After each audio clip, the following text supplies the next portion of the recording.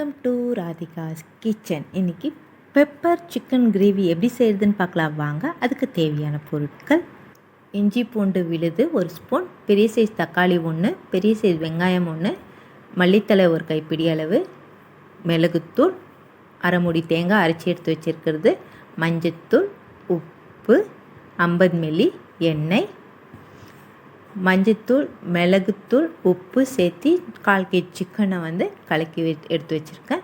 மசாலா இது மசாலா எப்படி அரைக்கிறதுனா, 1 தக்காளி, 1 வெங்காயம், 1 ஸ்பூன் மிளகு, 2 பட்டை, 2 லவங்கம், பச்சை மிளகா 5 போட்டு அரைச்சி வச்சுருக்கேன் மசாலா இது. இப்போ தாளிச்சிக்கலாம். 50 மில்லி எண்ணெய் ஊற்றிட்டு எண்ணெய் சூடானதுமே வெங்காயம் போட்டு நல்லா பொன்னிறமாக வர வரைக்கும் வதக்கி விடலாம். அடுப்பை மீடியம் ஃப்ளேமில் வச்சிடணும். இது சப்பாத்தி, பூரி, தோசை, இட்லி, சாதத்துக்கு எல்லாத்துக்கும் நல்லாயிருக்கும்.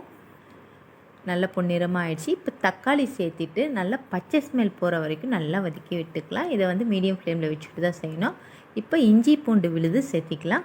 இஞ்சி பூண்டு விழுது சேர்த்திட்டு ஒரு 2 நிமிஷம் நல்லா வதக்கி விடலாம். 2 நிமிஷம் வதக்கினா போதும். அதுக்கப்புறமா நம்ம அரைச்சி வச்சுருக்க தேங்காவை சேர்த்திக்கலாம். இது தேங்காய் அரை மூடி தேங்காய் எடுத்துருக்கேன். கொஞ்சமாக தண்ணி சேர்த்து நல்லா நைஸாக அரைச்சி எடுத்து வச்சுருக்கிறது. ஒரு 2 நிமிஷம் வதக்கிட்டு இப்போ மசாலா அரைச்சி வச்சுருக்கோம் இல்லையா, அதை சேர்த்திக்கலாம்.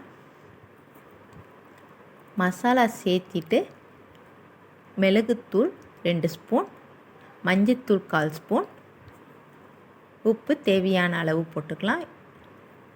இது மிளகு வறுவல் இருந்தாலும் மிளகுத்தூள் நிறைய சேர்த்திக்கிறோம். உங்களுக்கு இன்னும் கொஞ்சம் காரம் வேணுன்னா இன்னும் கொஞ்சம் கூட சேர்த்திக்கலாம். சிக்கன் போட்டுட்டு தண்ணி ஒரு 1/4 லிட்டர் தண்ணி ஊற்றிடலாம். ஊற்றிட்டு ஒரு 10 நிமிஷம் அடுப்பை ஃபுல் ஃப்ளேம்லேயே வச்சுட்டு மூடி போட்டு மூடி வச்சிடலாம். ஒரு 10 நிமிஷம் ஆகட்டும்.